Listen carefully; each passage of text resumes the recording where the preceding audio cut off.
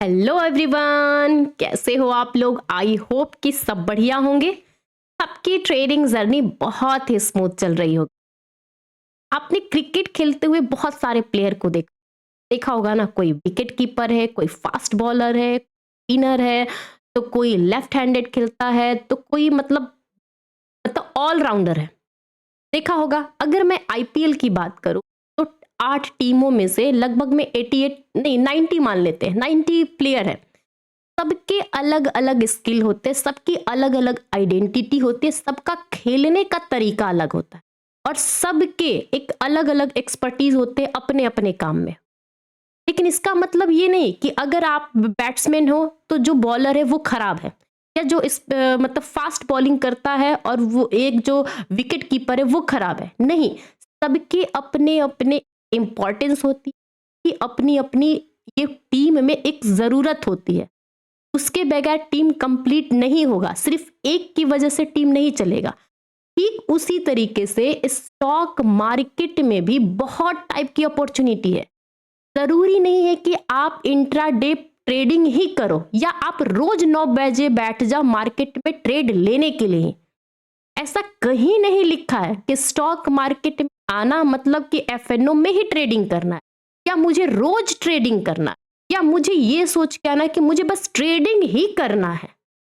यही सबसे बड़ी आपकी फेलियर की वजह बन जाती, जिसको आप पहचानना भी नहीं चाहते, सुनना चाहते हो। आपको अगर ये कह दिया जाए कि यू आर राइट तो बहुत सही है, लेकिन अगर कह दिया जाए कि नहीं you are wrong and you are doing wrong तो आपको गलत लग जाता है। ये चीजें बहुत जरूरी होती है कि हर एक पर्सन की एक अपना अपना तरीका होता है, स्किल होता है, अपनी अपने एक एक मतलब बाय बर्थ नेचर होता है।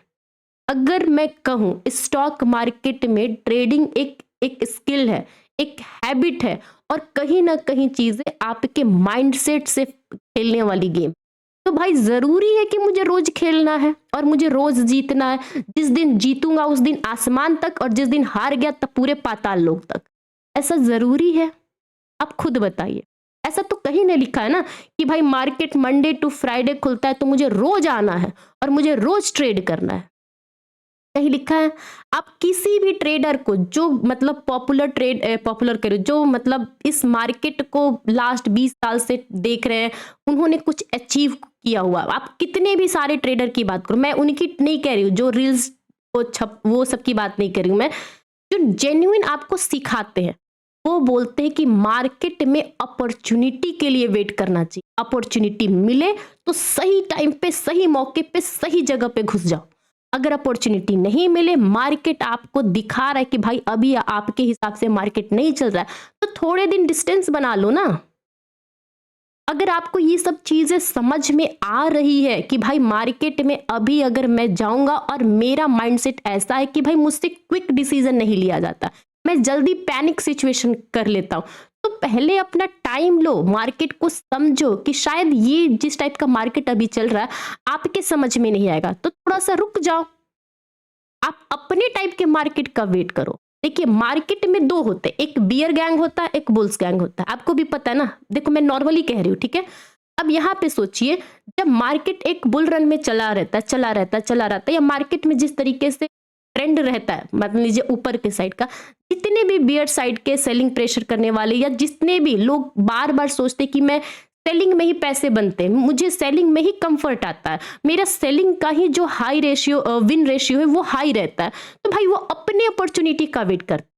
और जो बुल साइड के रहते हैं उनको दिखता है कि भाई मार्केट डाउन साइड का जा रहा है, सेलिंग प्रेशर जा रहा है, तो मेरे हिसाब से मार्केट में एक इन्वेस्टर हूं, मेरा व्यू ही ऊपर का रहता है, मेरा ट्रेड हमेशा विन रेशियो ऊपर का साइड, मतलब जो भी उसका नेचर रहता है वो उस टाइम के हिसाब से, उस अपॉर्चुनिटी के हिसाब से वेट करता है ना। बहुत सारे लोग इंडिया विक्स को देख करके ट्रेड करते हैं, बहुत सारे लोग मार्केट के सेंटीमेंट को देख करके ट्रेड करते हैं, बहुत सारे लोग होते हैं कि जो इवेंट आता है इवेंट के हिसाब से वो अपना ट्रेड बनाते हैं। तो हर किसी का अपॉर्चुनिटी है। लेकिन पता है ये जो सेवी डेटा निकालती है ना कि एफएनओ में जो लोग लॉस करते हैं 93% लोग, वो गलत नहीं है। पता है 93% लोग कौन लॉस करते हैं? वो जो भेड़ बकरी की तरह आ जाते हैं, सोचते हैं कि बस मार्केट में पैसे ही पैसे बरस रहे, पैसे ही पैसे बनेंगे। वो लेकिन सोच नहीं पाते कब बनेंगे, कैसे बनेंगे, और बनेंगे नहीं बनेंगे, कितने बनेंगे।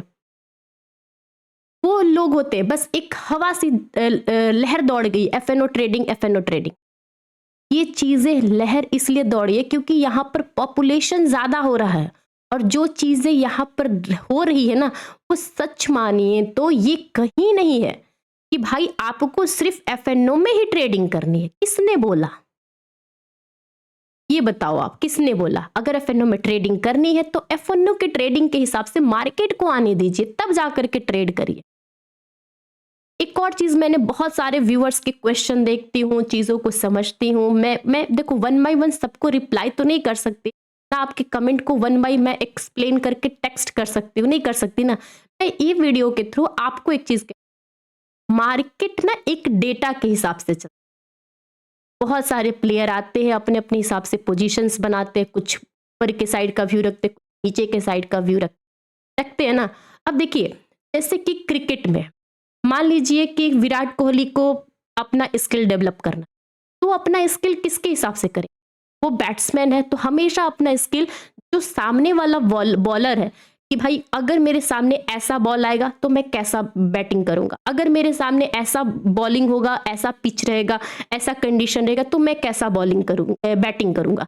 वो हमेशा जो बैटिंग करने वाला रहता है उसका व्यू हमेशा सामने वाले बॉलर के मतलब जो उसकी बॉल सामने आ रही है उसके हिसाब से उसका स्किल रहेगा, उसके हिसाब से हैंड्स मूवमेंट, उसका सब कुछ रहेगा, तरीका रहेगा, पिच के हिसाब से रहेगा ना। तो सेम ट्रेडिंग भी एक स्किल है। हमें देखना है कि हमें जो ट्रेड पंच करना है वो सामने वाला, मेरे सामने जो अपोनेंट बैठा है, क्योंकि मुझे अगर मान लीजिए मैं ऑप्शन बाई करती हूँ, मेरा मेरा वो चीज है बाई बर्थ, भाई मुझसे पोजीशंस बाई होते हैं, मुझे क्विक चाहिए एंट्री, क्विक निकलना चाहिए। मैं भले एंट्री करने से पहले घंटों बैठ जाऊं, 2 दिन भी मुझे अपॉर्चुनिटी नहीं मिले तो मैं ट्रेड नहीं लूंगी, लेकिन मुझे जब तक से वो एंट्री एग्जिट नहीं करूंगी, भाई मुझसे वो ट्रेड मेरा एग्जिट करने के बाद ही सुकून मिले। ठीक है, ये मेरा है, सेलिंग कर सकती हूँ, मैंने वो भी किया है, लेकिन मुझे जो कंफर्ट मिलता है मुझे ऑप्शन बाइंग करने में मिलता है।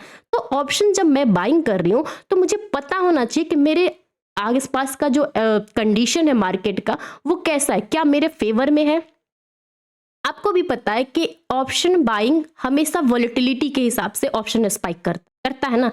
अब वो वॉलेटिलिटी है नहीं है, मेरा ऑप्शन चलेगा नहीं चलेगा, जो मेरा सेटअप है उसके हिसाब से मार्केट प्ले होगा नहीं होगा, उसकी क्या प्रोबेबिलिटी है, तो ये सब चीजें मेरे एक कंडीशन है।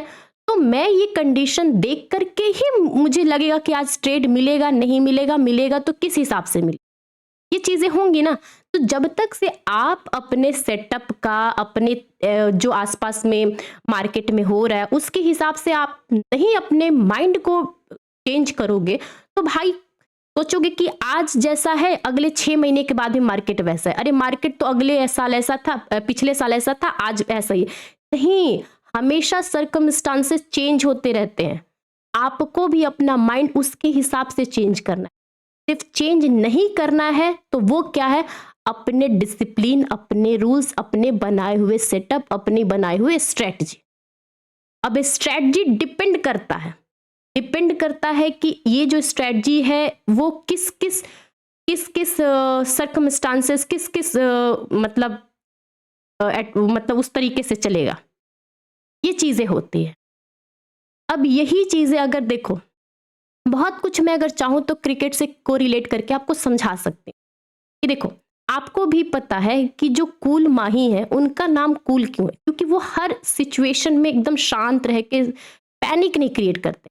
उनको लगता है कि नहीं, हर चीज को आराम से हैंडल किया जा सकता है। लेकिन वहीं पे कहीं कोई और है, बहुत सारे प्लेयर हैं, वो हमेशा एग्रेशन में, हमेशा चीजों को मतलब नहीं, बहुत जल्दी रिएक्ट करना, ये चीजें होती है ना।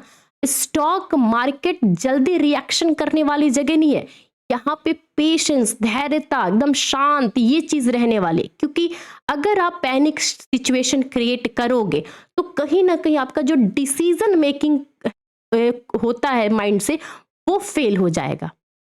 आपका स्ट्रेटजी, सेटअप सब कुछ सही रहने के बावजूद अगर आपने टाइमली डिसीजन नहीं लिया और राइट डिसीजन नहीं लिया तो फिर वो फेल हो जाएगा। और बार बार आप साइकोलॉजिकली इश्यू फेस करोगे, बार बार आप फेलियर फेस करोगे और फिर आप पूरी तरीके से हताश हो जाओ। ये चीजें होती हैं, भले आपको लग नहीं रहा हो, आपको भी पता होगा। अगर कुछ दिनों से मार्केट में हो तो आपको पता होगा। अगर दो चार साल आपने धक्का खा खा कर यहाँ तक पहुंचे हो तो डेफिनेटली आपको पता होगा कि यही सब चीजें आपके साथ इशू होती हैं। देखिए, आज की इस वीडियो में मैं कोई स्ट्रेटजी, कोई ऑप्शन चेन, कोई स्टॉक्स के बारे में नहीं कह रही हूँ। मैं कह रही हूँ कि आपको ये सब चीजें पता है, बट पता होने के बावजूद कुछ चीजें ऐसी होती है ना कि जो लोगों को पता होने के बावजूद भी ना चाहते हुए गलती हो जाती। यार मार्केट तो आज मूव ही नहीं किया, एंट्री नहीं लेनी चाहिए थी, काश मैं आज ट्रेड ही नहीं करती। ये सब चीजें ना 3:30 के बाद फीलिंग आती है जब आप फेल हो जाते हो। अगर यही चीजें 9:30 में समझ में आ जाए कि भाई यार आज मार्केट कुछ नहीं करने वाला, शायद आज का दिन इस सिचुएशंस को देख के नहीं लग रहा है कि ऑप्शन बाइंग का दिन है, तो सरेंडर कर दो, ये चीजें एक्सेप्ट कर लीजिए। होता है ना? अगर होता है तो कमेंट करके बताइए। अगर ये सब चीजों को आप करोगे तो जेन्युइन तरीके से स्टॉक मार्केट में सस्टेन करोगे, बिल्कुल करोगे। स्टॉक मार्केट हम आप जैसे रिटेलर्स, बड़े प्लेयर्स सब मिलके ही चलाते हैं। बस इतना रखिए कि ज्यादा ग्रिडी नहीं होना है, ज्यादा पैनिक सिचुएशन नहीं करना है और चीजों को हमेशा प्लान के हिसाब से चलाना है। जो हमने प्लानिंग की है मार्केट उसके हिसाब से चलेगा, फिर उसके हिसाब से होगा तो ठीक है, अदरवाइज ओके, कल देख लेंगे। अगर जरा सा भी आप मेरी बातों से एग्री करते हो तो प्लीज लाइक करो और कोशिश करो कि मतलब मार्केट है भाई, रोज आता है, जरूरी नहीं है कि एक ही दिन ट्रेड करना। Okay, have a good day, enjoy your day. हाँ, पहली बार आया तो पक्का सब्सक्राइब करना। Thank you.